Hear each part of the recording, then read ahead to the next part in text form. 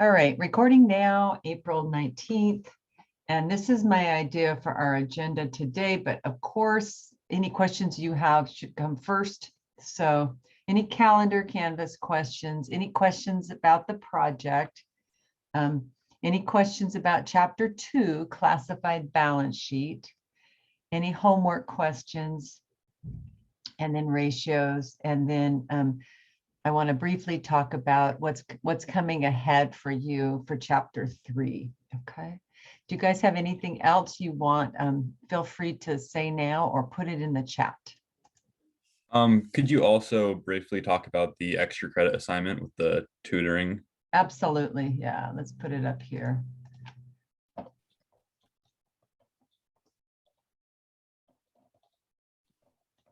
And then to kind of go along with that, I saw somewhere that you said we can earn up to 6 points extra credit, and then somewhere else it said 8. So I just wanted to make sure it was 8 and not 6. Yes, that's a very good question, Maida. This quarter, we have our annual alumni night, which is in person May 25. So I allow you to get extra points on that. So yes, it will be the higher points. It'll be 8 this quarter. We have a lot of events. We have a lot of events coming up this quarter that I'm going to be telling you guys about. The first one, let me see if I have let me see if I can bring up the flyer. We have tomorrow on campus, we have something called a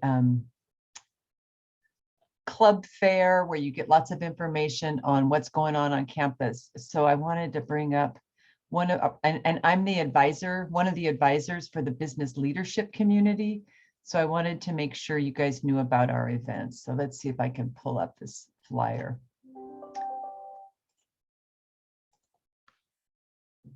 Here we go. Talk to me. All right. Okay, these are all the same. Okay, so can you guys see that? Okay, so what's coming up? So the next week or two, the business leadership community is doing a lot of preparation work. So May 4th on campus at our weekly meeting, they're having a LinkedIn workshop from 4 to 5 p.m. And you can connect on Instagram, you can ask for more information, and you can see the actual announcements there. And then if you're an accounting major, once a year we do an accounting job shadow. And that, because of COVID, it's still going to be virtual, but it's like a 3-4 hour thing online, kind of fun. It's with a local CPA firm, and you get a good idea of what different jobs there are in accounting. Elections for next year. May 18th, we're going to have a Zoom extra credit opportunity for an hour, and it's a speaker who talks about how to network, and we're doing it a week before alumni night so that you all can be prepared for alumni night. So that you have to do, you don't do that in person because it's Zoom, but you do have to sign on. And I think they're doing it at 1:30 at that time. But again, this is just telling you the titles, and then I'll tell you the times, but you can sign on to our Instagram and get a better idea.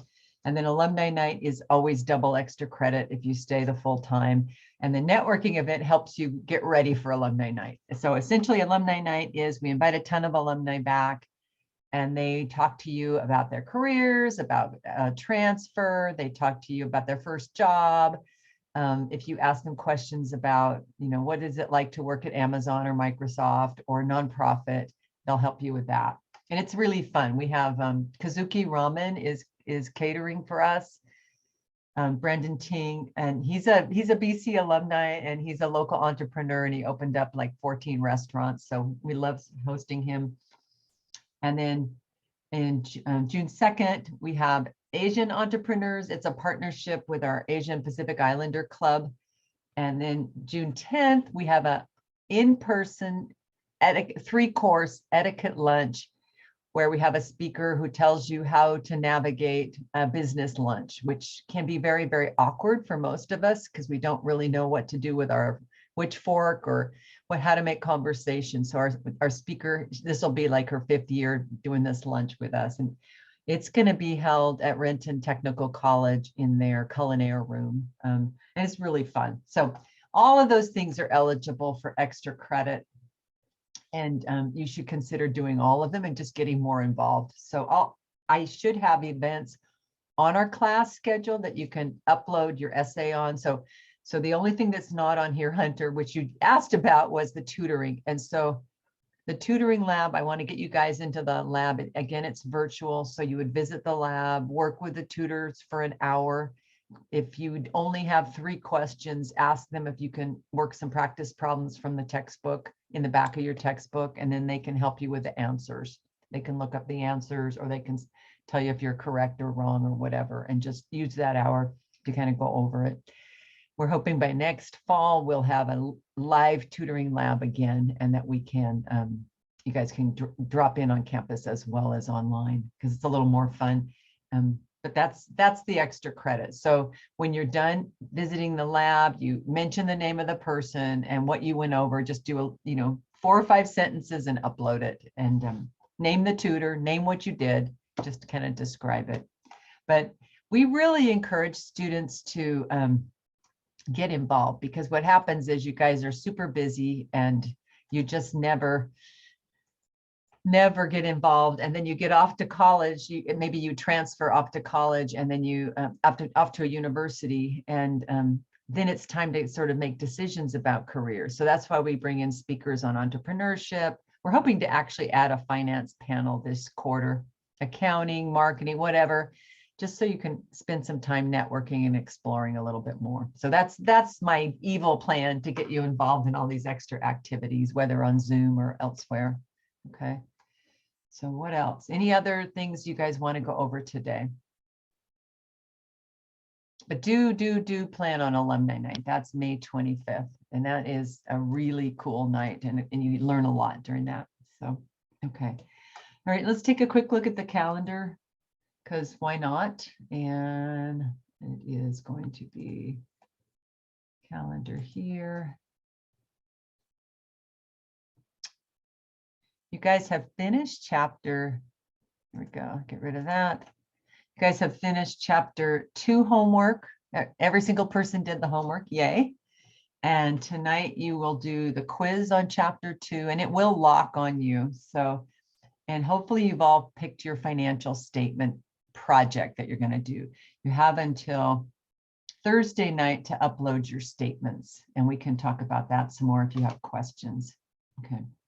And then chapter 3 homework is due Monday, and then office hours, and then Monopoly is due here. So, okay. Any questions on calendar? Okay. I live for this calendar. I actually print it out, and I highlight when I've graded something of yours. I'll show you guys. So when I've graded something of yours, I highlight it, and I hope you do the same. I mean, I know you guys are mostly digital. You don't print out paper anymore, but it actually really helps me keep organized. And I found that for a lot of my students, it keeps you guys get organized as well. So, all right.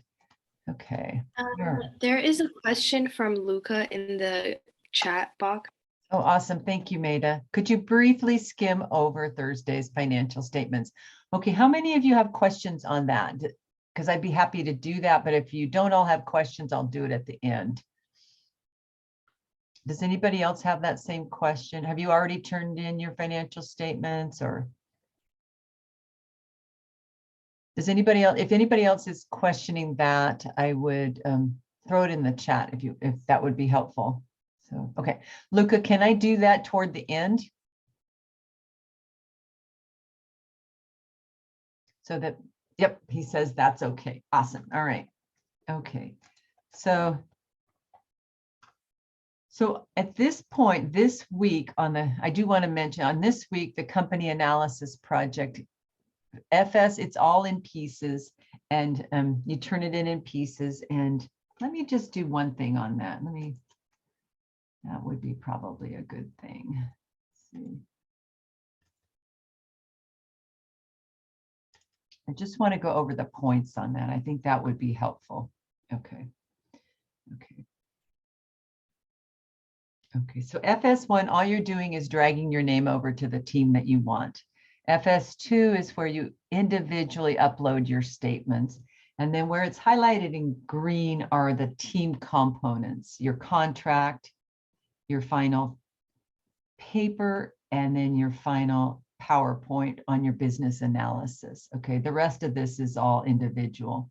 And the points are kind of goofy. They don't add up to a nice clean number, but there's a reason I put this together in pieces, and that's based on student feedback that students wanted more check-ins with the project. And so the contract came about because we had some alumni over at University of Washington say, you know, before we do a project, we have to sign a team contract assigning work to everybody. And so we started doing that at Bellevue as well. And that seems to really help. It's never perfect. Teams are never perfect, but it does help.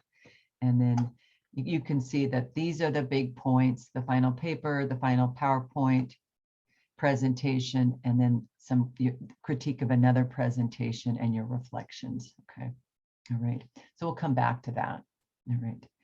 Okay. Do you guys have any questions on the homework or on the, and would you like to go over the classified balance sheet? If so, tell me yes or put it in the chat.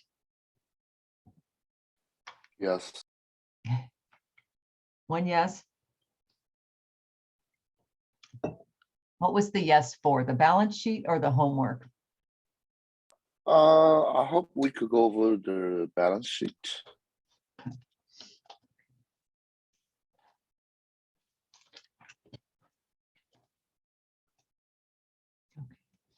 Anything else on homework that people want to touch on? All right. Okay, so let me just briefly give a quick review on this. We learned about the statements in chapter 1, and we learned that the statements have to be in a prescribed order. They can't be out of order. So you have to do the income statement first because you need the net income number to update the retained earnings statement. The retained earnings statement is the only statement with dividends on it. Income statement is the only statement with revenue and expense on it. And then that leaves us to prepare the balance sheet. And the balance sheet is only the asset accounts, the liability accounts, and the stockholders' equity accounts. Assets equals liabilities plus stockholders' equity. And then I like the expanded accounting equation because I think it becomes a little easier to understand. And I'd like to touch on that when we talk briefly about chapter 3. So, but essentially on that balance sheet, we're only using these 3 categories of accounts. So you prepared a balance sheet in chapter 1. And now in chapter 2, we're saying, well, that balance sheet was actually oversimplified. And what we really need is additional information that makes it actually more valuable for investors, employees, management, everybody to understand the position of the company, what we call the financial position of the company. And we actually, as you can see on the SEC website, we sometimes name the balance sheet the statement of financial position. You know, what are your assets? What are your resources? Another name for assets. Resources could be cash, could be inventory, could be equipment. And then liabilities and stockholders' equity are saying, what are the sources of those resources? So did you borrow money? That means you have liabilities. But in stockholders' equity, we say, oh, did you issue stock? You know, when you start a company, you always issue stock. So that's another source of resource, but the stockholders are owners. So the stockholders have the ownership of the company. Liabilities are debt that the company's taken on to do its business. Okay, and most of us have some level of debt in our lives, and that helps us manage short-term cash needs. Okay, all right. So when we do a statement, we always put, for the income statement and retained earnings statement, we always say for the year ending, or it could be for the month ending if it's only 1 month, or it could be for the quarter ending if it's for 3 months, okay? But it's for the, and it's a period of time, okay? Now the balance sheet, we use the language as of, because it's at a point in time. As of 12/31, this is what we had in cash. As of 12/31/21, this is how much inventory we have. So if you think of your own personal life, your income statement could be your W-2, which tells you how much money you made all through 2021. But your balance sheet is how much cash do you have in the account now, okay? So I want you guys to go to the online textbook or the physical textbook and really get to know the Franklin balance sheet. It's a great example. Let's go to the class. It's a really, really good kind of cheat, what I call a cheat sheet that gives an example of a classified balance sheet. So we'll go to Wiley Course Resources. We'll go to launch the chapter. And I actually print this out because I love it so much. It's so handy, and I encourage students to do it as well. It just really helps. It gives you an idea of how to do the homework in chapter 2, but also because you just forget. And then we'll go over this in more detail. Okay, here we go. So here's the Franklin balance sheet. It's under the unit Learning Objective 1. Okay. And it's, I don't think, yeah, I can get it all here. Can you guys see this? Yes, no? No, we can only see your Word document.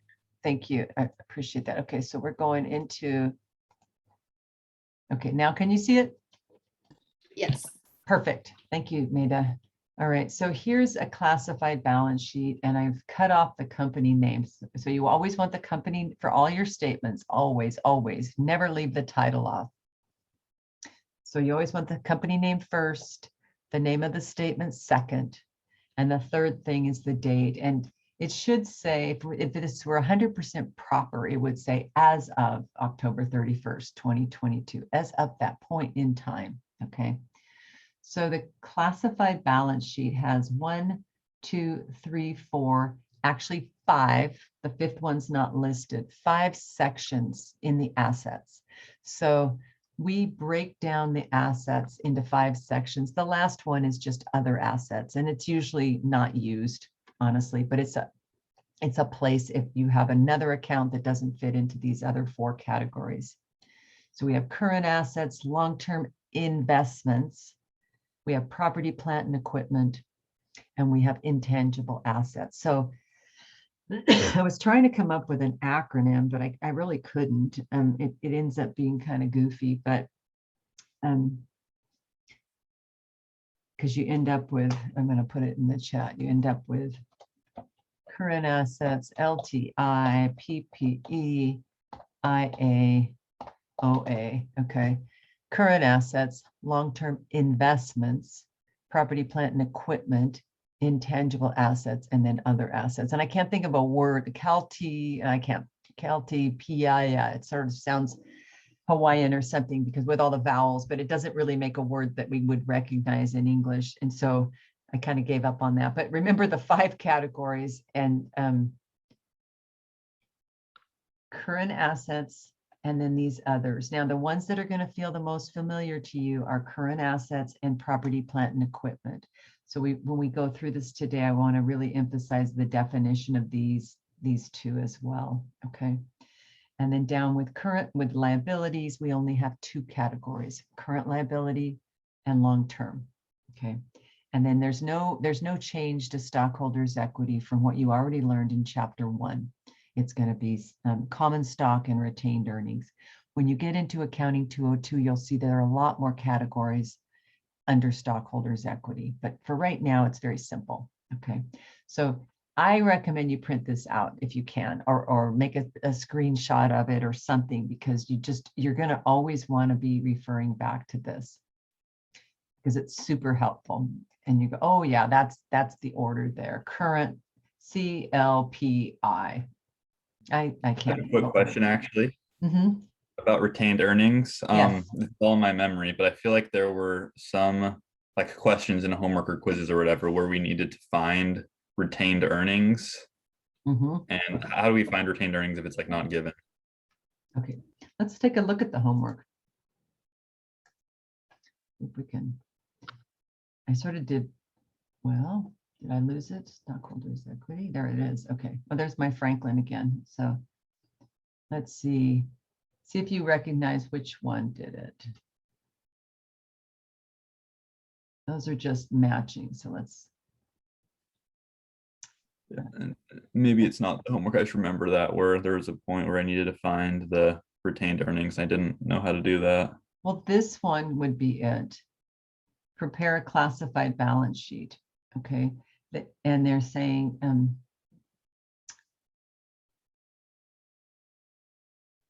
these items are taken from the financial statements at December 31st, 2022, except retained earnings is as of January 1st. Okay. So what you have to do is you have to calculate retained earnings. I think Okay. also in some assignments it was like multiple sections and it wanted you to use the things that you calculated previously, if I'm not Sure. mistaken.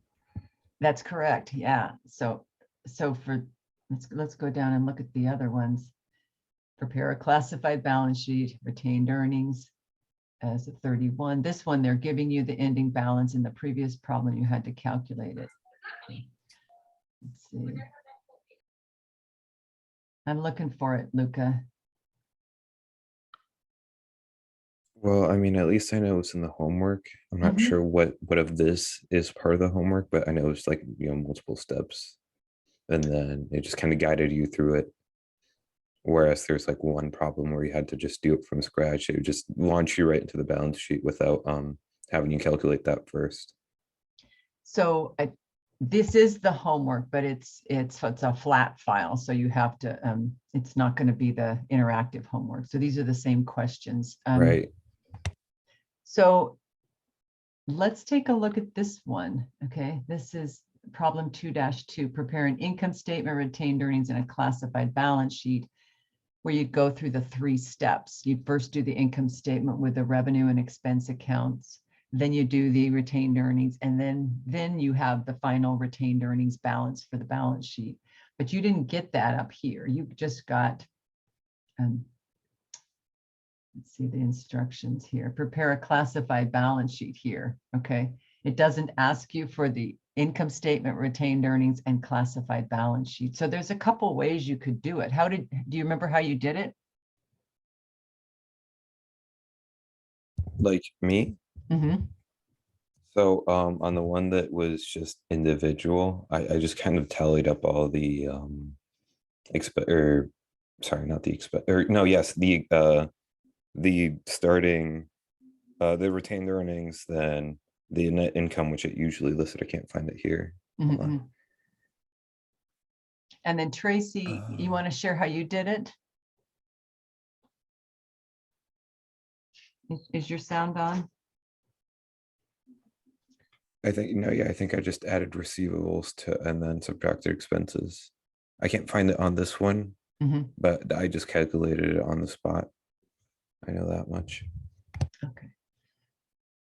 Okay, we had Tracy here and I don't see her now, but another way you can do this is, okay, and that's what I'm looking for a Tracy found. Okay, so another way you can do this problem is you can put your balance sheet together, okay, with your all your assets, all your liabilities, current and long-term, common stock, and then the ending balance, the number you're missing is retained earnings, and you just put retained earnings to whatever you need to balance it. So basically we say,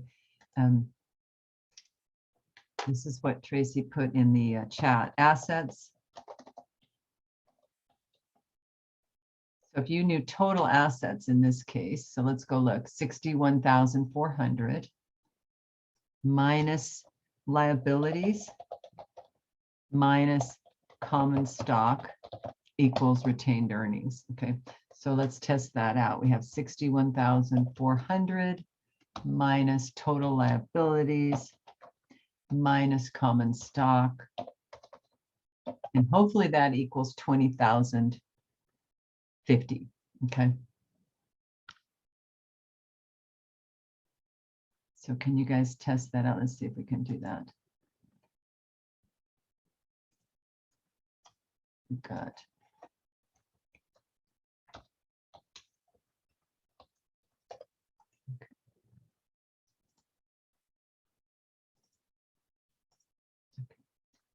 so 20,050 is my answer. So do you guys see that? You're just backing into that number.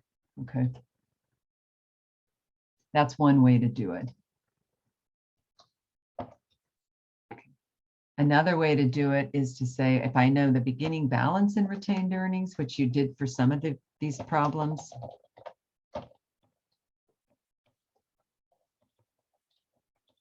And that's going to be given to you as like January 1st, whatever the year you're doing the statement for. And then you'd add plus net income minus dividends equals ending, oops, can't spell, ending balance. Okay. So review question, put in the chat. How do we get, so let's look at that problem here. Let's go down here. Current assets. I don't want just, so right here, this one. Prepare a classified balance sheet. Okay. It's not asking you for the income statement. It's not asking you for retained earnings statement. Okay. So you've got the accounts, you could calculate the income statement anyway to get net income. You could calculate the ending balance for retained earnings anyway, because you need that for the balance sheet. Or you could prepare the balance sheet and leave an X, a variable X, where retained earnings is, and then just make that be the balancing number. Okay, so how did you guys do this problem in your homework? It was step by step?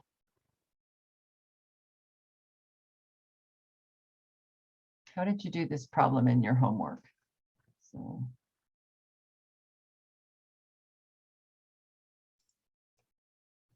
I think it took me multiple attempts, but I think I did it the long way, like made an income statement first and just went through it. But I think for me personally, I think it'd be more helpful just to use the X and calculate that with that equation we just went over.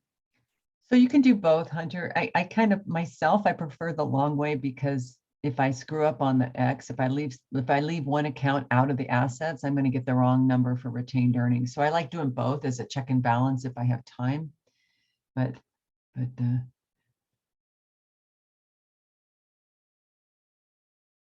we have, let's see, I ended up solving for retained earnings to have it balanced with assets. Okay, Casey, that's fine too. So that works. So Oh yeah, I can't remember, but if I had to guess, I probably did that.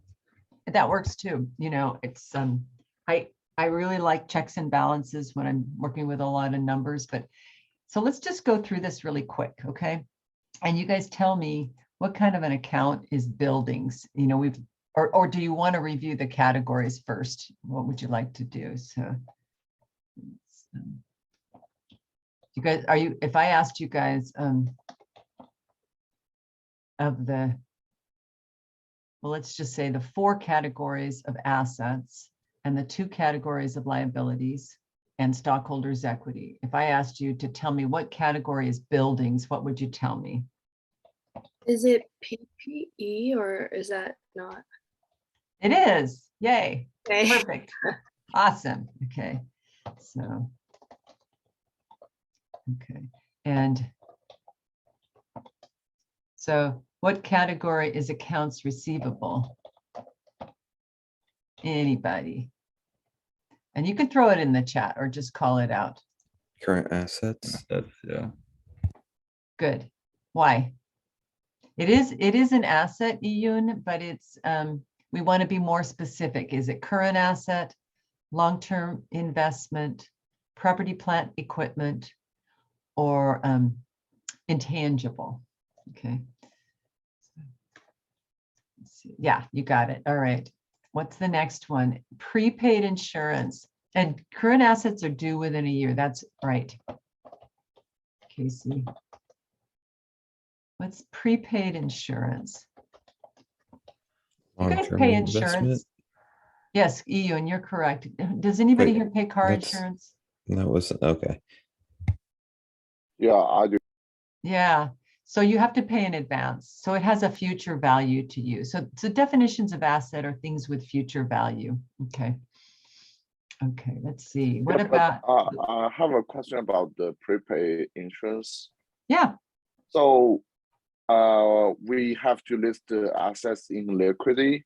yes. So how liquid is the prepaid insurance? Well, typically the insurance is, well, car insurance, you guys know the answer to that. How frequently can you pay car insurance? Once a month? I don't think so. Anybody else who pays car insurance? It's longer than a month. I pay progressive once a month or paying 6 months. 6 months, yeah. So you pay once a month. That's amazing. Usually it's 6 months. You can pay monthly. I had no idea. Well, in this company, they prepay for longer than a month. So in the examples in the book, it's usually like 12 months. So if it's 12 months or less, it's a current asset. Okay. So, okay. Cash. Oh, please get this one right. What kind of account is cash? Current asset. Correct. Okay. And so then, what about equipment? Part of the, what was it, PPE? Yeah. So when you think of PPE, we really do think of property, which would be land. Plant is what the P is for. That's an old-fashioned term for a factory, but it could also be an office building. Property, plant, and then any kind of equipment. You know, could be a forklift, but it could also be computers. So, all right. All right, so now land, where does land go? I just told you. PP. Yeah, it's back there. All right. And then insurance expense, depreciation expense, interest expense, where does that go? Where do expenses go? Are they on the balance sheet? They are, but they're part of the stockholders' equity under retained earnings, right? So Luke, I'm going to correct you. Technically, you're right, but only in as much as they're used to calculate net income. So Right. And then those from there accounts- to that, yeah, so they live on the revenue and expense accounts live on the income statement. And then when we calculate ending balance retained earnings, we use that calculation of net income. So they don't belong on the balance sheet as a standalone account. technically they don't live there, but they do make a difference. I know what you're saying. You know, it's like they aren't listed as a unique account. They're listed, their calculation is taken over, but the accounts themselves live on the income statement. Okay, common stock, where does that live? Also, stockholders' equity. Yeah. And then retained earnings, January, this is a trick question, January 1st, 2022. We're doing the balance sheet as of December 31st. Okay. By the So, logic on the thing that you just said, probably not then, right? correct, you are correct. So where does that beginning balance for retained earnings live? Same place the retained earnings for Correct. Yes. Okay, good. This is a kind of a weird account, accumulated depreciation buildings. That goes with the building account. that goes with under property, plant, and equipment, but it has a negative value. We subtract it from the building account because what we're saying is we have a building, but over time it depreciates, and we track that amount in the account accumulated depreciation. And we'll talk more about that account specifically in chapter 4, but I just want to list it here. Okay. All right. And then now we're getting into accounts payable. And what kind of account is that?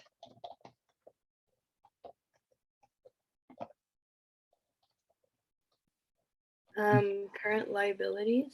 Yeah. And we have a question on mortgages, Casey. So sorry, I missed it in the chat. So it is, when does mortgage move into the long-term category? Is it just the remaining amount? Okay, so yes. So if you buy a house or a condo, typically people borrow money to do that because it's a lot of money. And you sign something called a loan, which has a specific title, a mortgage payable. And every year you pay it off for 30 years. Every month you pay it off for 30 years. So 12 months times 30, 360 payments. And assuming you stay in the house for 30 years, when you make your last payment, you're 30 years older than you used to be, and you now own the home. But that loan has two components to it. It has a current amount that's due, the amount that's due within 1 year or less. So like your first year, that 1 year is due over the 12 months, but the other 29 years are in long-term liability. So we break the loan apart on the balance sheet and we say what is due in the current year versus what's due beyond 1 year. Okay, so we want to show the difference. Notes payable, notes payable. So what do we do with this notes payable? So now we come to that, we owe a total of 93,600, but they're saying assume that 13,600 will be paid in 2023. So look at your dates. We're preparing this as of 2022, last day. 13,600 is due within the next year. So we have to break this note apart into two pieces. One piece goes into current liabilities, and the other piece goes into long-term liabilities. So one piece is 13,600. The other piece is what? How much is the other piece?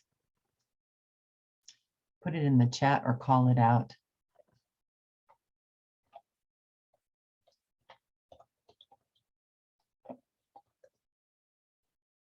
How much of that note is due? How much of the note? So 13,600 is a current liability. How much is long-term liability? So we're breaking that note into two pieces.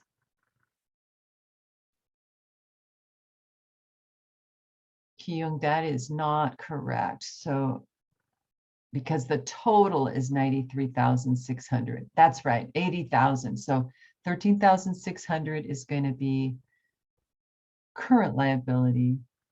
80,000 is going to be long-term liability. Okay. And all right, so that's notes payable. Oh, accumulated depreciation equipment. Where does that go?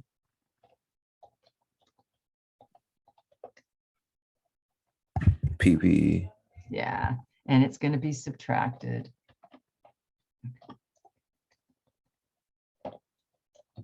And then what about interest payable? Where does that go?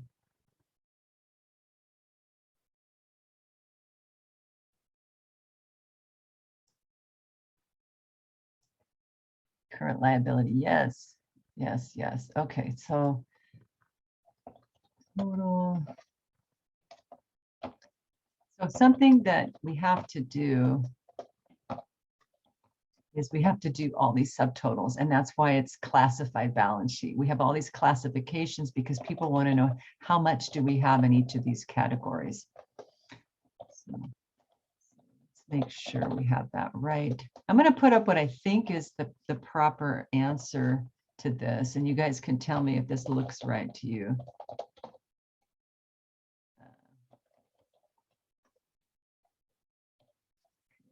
Common stock, retained earnings. I'm going to move this over. Let's see. I'm working on an Excel spreadsheet here. Let's see. Hey, Miss Fickett, I have to go for now. All right, good to see you. Yeah, for the Thursday, is it all right if I just like touch back with you in an email? Absolutely, absolutely, right. yeah. And plus it's recorded too, so I'll probably Yeah, glance over no this. worries. You'll post this in the I will send you module section. guys an email, and I will with the link to the video, and I will put it in the announcements as well. So, all All right, thank you. right, All right, y'all have a good rest of your day, okay? you take care. I can't spell right, but I'm not gonna worry about it. Okay, so. All right, so can you guys see this? So we're laying this out in a way that we're showing all the subtotals. So we have, let's see if I can make it bigger. Okay, can you see my spreadsheet? Okay, so assets is categorized current assets, and then we'd have total current assets. So it's a lot more detailed here. And it's kind of annoying because we have all these extra accounts, and that means we have to have all these extra subtotals. So we've got a subtotal here. We don't have, so let me put this here, insert. Now, for this example, we don't have long-term investment. It's not there. It's just, we didn't have any categories for that at all, okay? So we don't need it. I can just take, I don't need to list it. I don't need to have it there at all. I can just take it out of there because it's not part of this statement, okay? And same with intangibles. And like I said, a lot of your statements are only going to have, you know, current assets and PPE, because that's what companies do the most. They have their current assets, tracking all of that, and they have their equipment. And then they have, of course, total assets. And then under current liabilities, you have your total here, accounts payable, anything due in 1 year, long-term liabilities, and normally we do a subtotal here, but because there's only one item, we don't usually do a subtotal and repeat the number there. But what we would add is total liabilities. Okay. Quick question. Yeah. I think I may have heard you say, like, explain this before, but I feel like I've seen statements where accounts payable and notes payable, like one of them comes first, but it's not always consistent. I think the textbooks have been incredibly inconsistent regarding that, Hunter. And I usually put accounts payable first, but I have seen notes payable first. I don't know how the homework is treating that. Usually accounts payable. So let's talk about accounts payable. It's something that's due usually in 30 days. So to me, that's usually more liquid, more, you need the cash sooner to pay that bill than usually a note. Of course, the note eventually has to get paid. So it could be within 30 days or 20 days, but typically accounts payable is the one you have to pay most frequently and most rapidly. Okay. So we have all these wonderful subtotals, and we use them to create ratios. We use them to create all sorts of, so for current assets, we'll take total current assets divided by current liabilities, and we calculate that ratio, current ratio, and that just gives us an idea of how many, so current liabilities are things that you know you're going to have to pay within a year, but they could also be things you aren't expecting. So you want to be sure that your current ratio is high, is more than 1, so that you have extra cash, extra current assets to cover your current liabilities plus any surprise bills that you might have to pay, okay? Property, plant, and equipment is fine. Current liabilities, long-term. Usually they'll say long-term note payable, so that makes it easy. You know it's a long-term liability. In this problem, they'll say some of it's current, some of it's not, and you have to subtract. And then, like I said, common stock and retained earnings did not change, okay? All right, so Right, real quick, can you guys see my PowerPoint here? Okay, so you can see you have all these categories here. Most of them are here in the assets. And then I just pulled up Cabela's balance sheet. Cabela's is a company in, I don't know where they're located. I feel like they're located on the West Coast. They're hunting, fishing, out camping stuff. So you have worked with cash, accounts receivable, and prepaids. We haven't worked that much with inventory. So long-term investments. So my example didn't have any long-term investments in it, but the Franklin Company did. So typically, if you see stock investment, debt investment, that's what goes here. If you see something land held for sale, even though under property, plant, and equipment, we have land, that is land that is being used by the company to do what the company does. If the company has bought land and hasn't developed it, that goes under long-term investment. So for an example, Bellevue College owns property in Issaquah. They bought however many acres there, 10, 12 years ago with the idea of building a satellite campus. They haven't done that yet, but they still own the land. And so it just sits there as a long-term investment. It's not land like the Bellevue College Bellevue property, which is being used for the campus. Okay. So anything with that word investment is going to go here. So property, plant, and equipment, long life. So when the company buys a building, it's got a life more than 1 year, usually, 30 years or something. When they buy certain types of equipment, it's usually 3 years, 5 years, 8 years, but it's longer than a current asset. And it stays in property, plant, and equipment its whole life. It doesn't move as it gets closer to being used up. It just stays there. All right. And then intangible assets, this is kind of tricky for new students, but you guys usually understand the concepts of trademarks, patents, copyrights. It's something that the company paid money for. So if one company buys another company and they buy the trademark and they buy it for $1 million, that's going to go on their balance sheet as a trademark that they have purchased. Okay. If they bought the patent to a key drug that solves a big medical issue, solves Alzheimer's, the money they paid for that patent is what would go on the balance sheet. Goodwill is a little bit complicated. It's an advanced accounting concept, so I'm not going to go into it here, but if a publishing company buys the copyright for a book to publish, that's what's going to go on the publisher's balance sheet, the money they paid for that. And they will gradually depreciate it. But the key with intangible assets is you can't touch them. They have no physical substance. Okay, so current liabilities have to be paid in 1 year, and we're not going to do this one, but and long-term liabilities usually have the word long-term debt. Okay, real quick, A, B, C, or D. Which of the following is not a long-term liability? Bonds payable, current maturities of long-term debt. And if you don't know the definition of those words, ask me.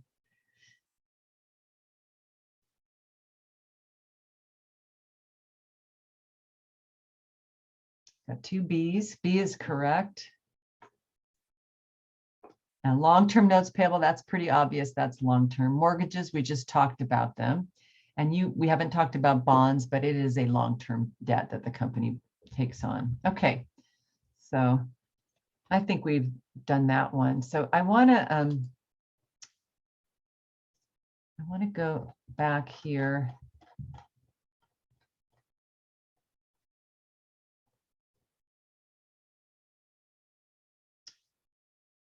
Go. All right. When we start chapter 3, I want to look at the calendar really quick. And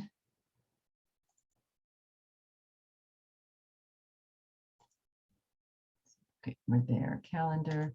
So next week, your chapter 3 homework is due on Monday, and then your Monopoly is due on Thursday. And so you need your chapter 3 homework. You need to understand chapter 3 in order to do Monopoly. Okay, so chapter 3 is the first time we introduce journal entries. And so we have kind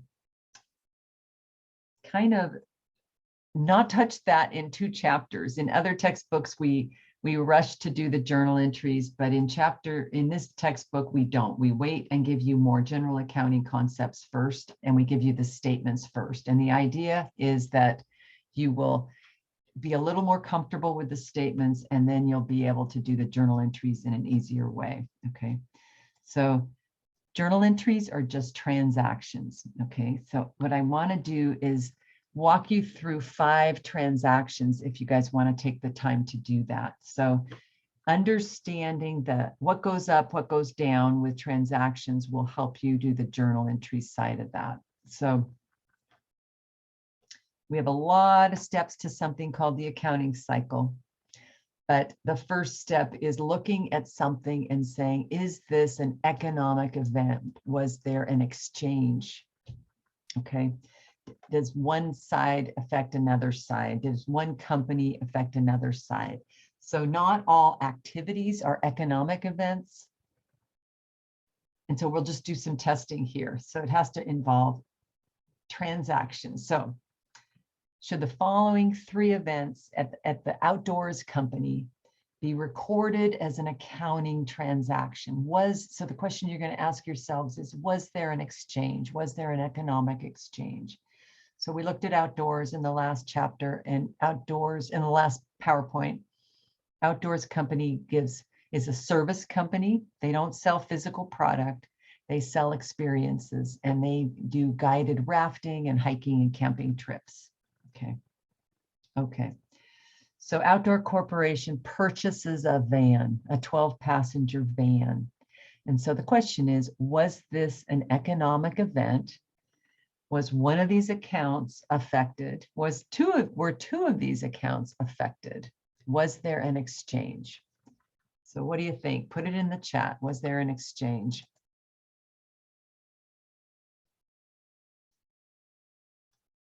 And I am thinking that you cannot see this. Can you see this? Yeah, you can. You can see this. Okay.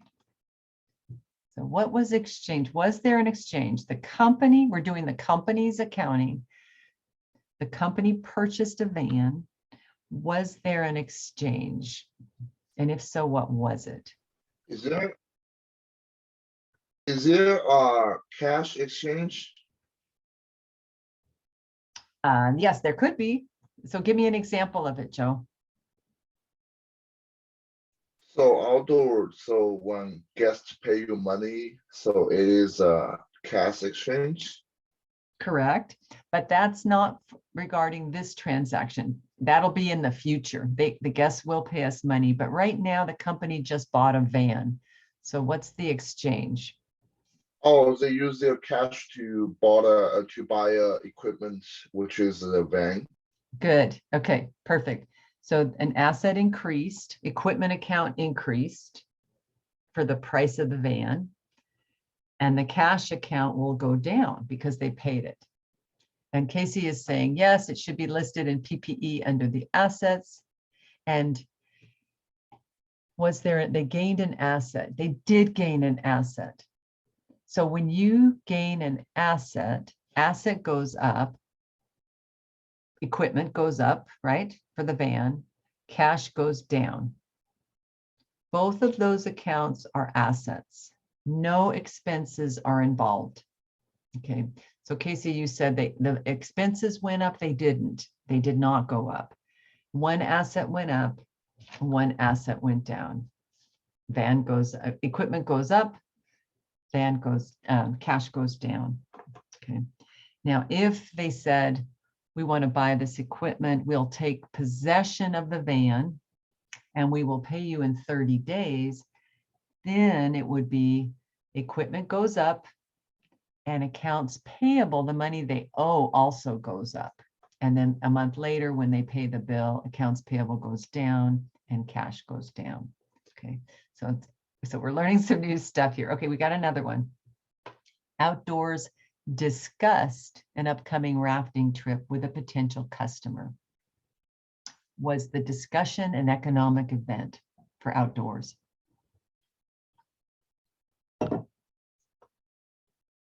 Was there an exchange? No, nope. Anybody else? Got 2 no's. Does it make you want to go rafting right now? No, it's too cold. So you guys are correct. It is not an accounting transaction. It's an event. It's an important event, right? You don't have sales unless you have discussions with your customers or future possible customers, but it's not an exchange. Okay, outdoors pays its gas bill, $100. Was this an exchange? Were accounts affected, and how?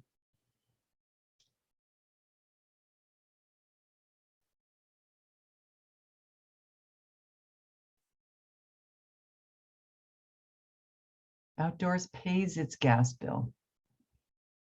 Was there an exchange?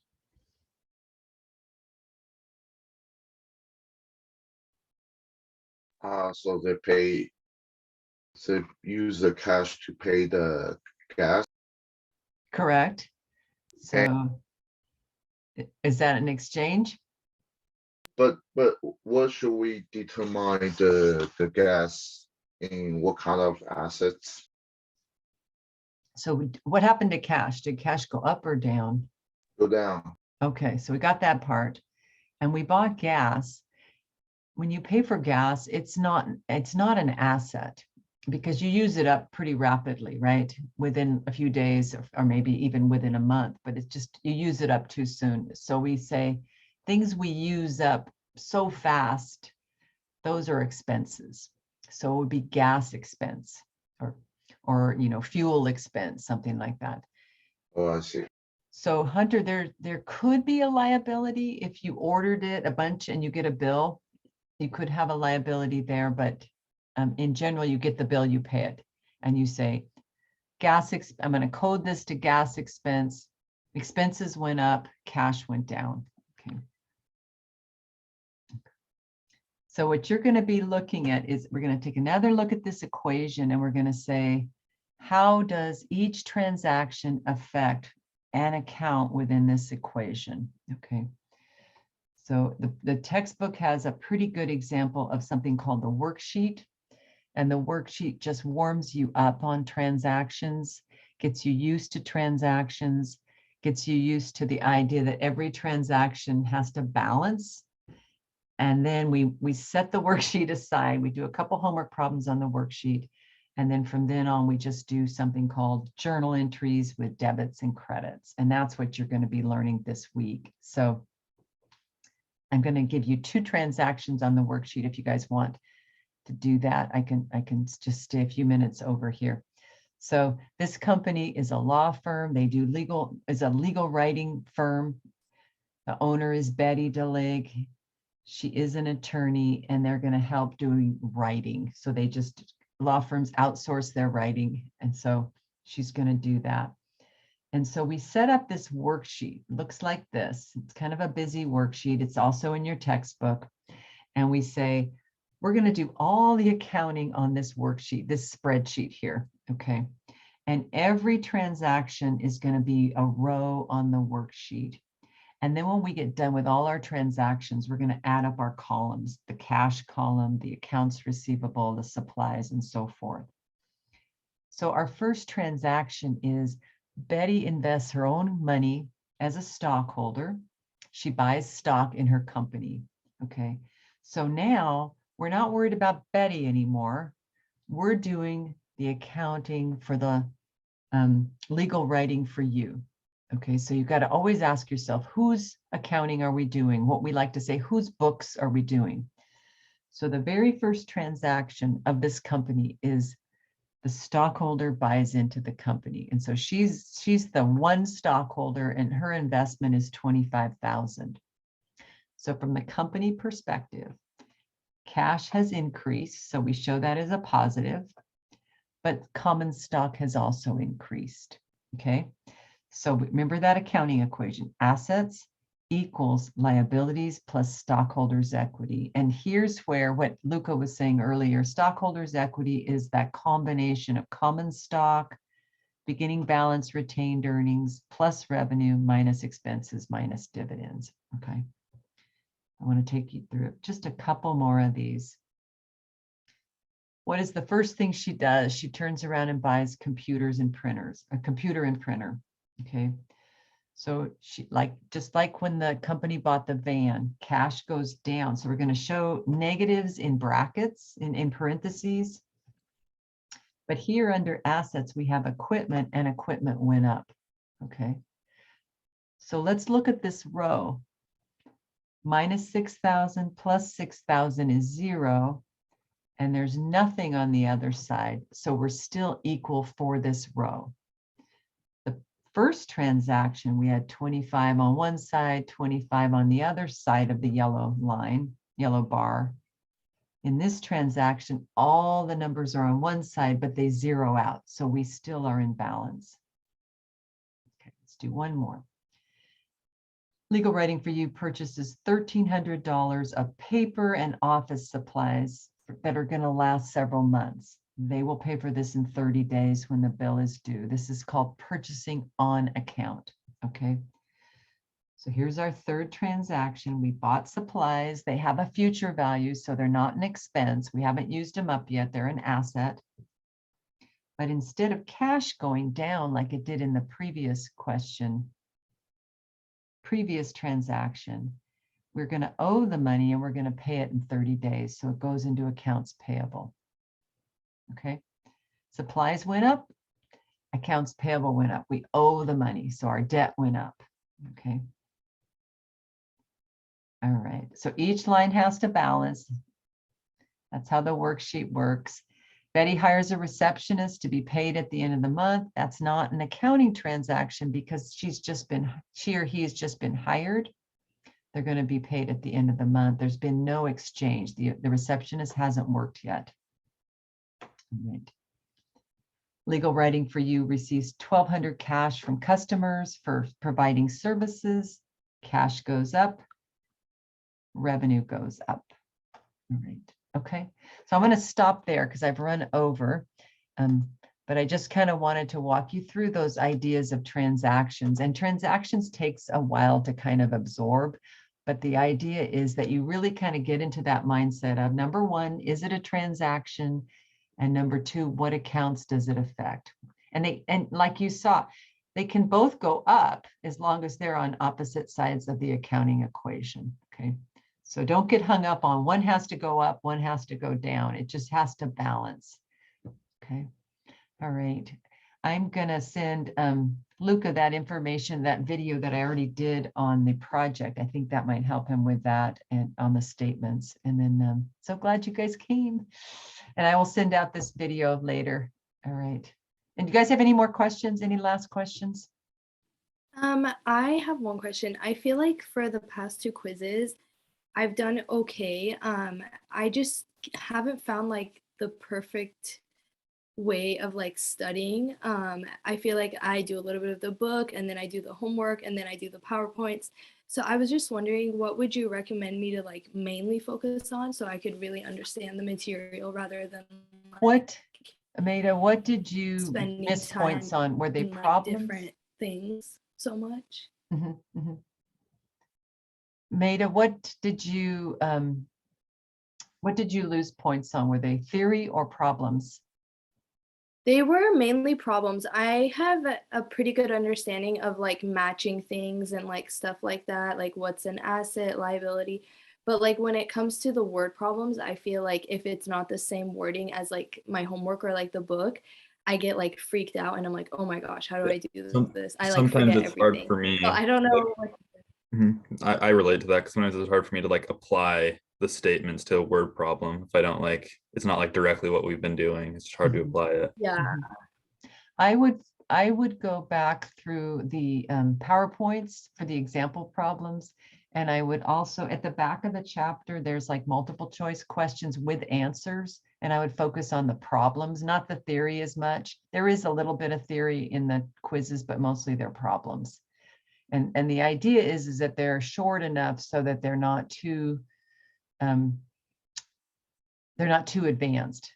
yet because you're still just learning the material. But I would do the short brief exercises at the back of your book, because that's going to be on, those are similar problems to the quiz, and just say, oh, I know how to do that. You don't have to know everything, but if you read the brief exercises in the back of your chapter, Okay. do you know what I'm talking about? End of chapter Yeah, material.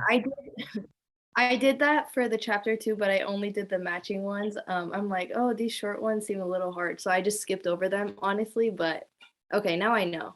Okay, let's do that. Let me just do that really quick. Let me Also, while you're pulling that up, another question. go ahead. This is way in the future, but like for the exams that were like the in-person exams, what are those gonna be most similar to? Is it gonna be like similar to the quizzes or the homework, or is it like is it like its own thing?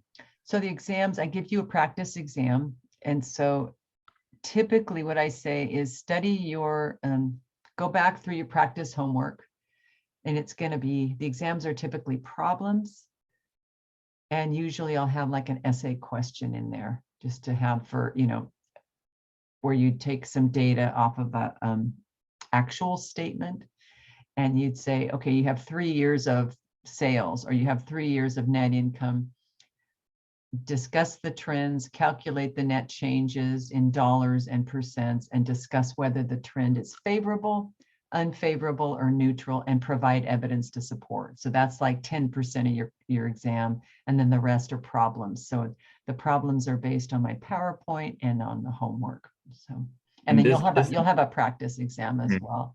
But it won't be identical to the test. It'll be, if you really are comfortable with a practice exam and memorize it in your head, you're going to pass the test, but if I tweak a number here or there, don't panic. It's just, that's how you really know you learn the material, if it's not exactly laid out identically each time. So it's like it's similar concepts to the practice quiz. Is there like correct. anything that is not on the practice exam that won't be on the real exam? Sometimes I don't have a practice example problem for everything that's going to be on the test, but it'll be the general topic. So, I try to put everything on it, which makes the practice exam longer than the test, but I don't always get every single example in there. So, okay, can you see this, Maida? So there are some problems in here with numbers, and I would focus on knowing how to do these because they're a little bit shorter. And then I would also go back into the homework and just kind of drill on that, the practice homework, and drill on that. Okay, got it. Thank you so much. Nothing's going to be perfect, but the idea is that you're dealing with the data in multiple areas. And then the solutions are in the book. So you have the solutions right here, which I like. And I always go back and look at the practice problems in the book and cover up the solution. And then I tell students, take this problem, cover up the solution down here, and just see how you do. And then you've got a built-in practice problem, and they're scattered throughout the chapter. Okay, perfect. Thank you. You bet. All right. Any other questions, people? All right.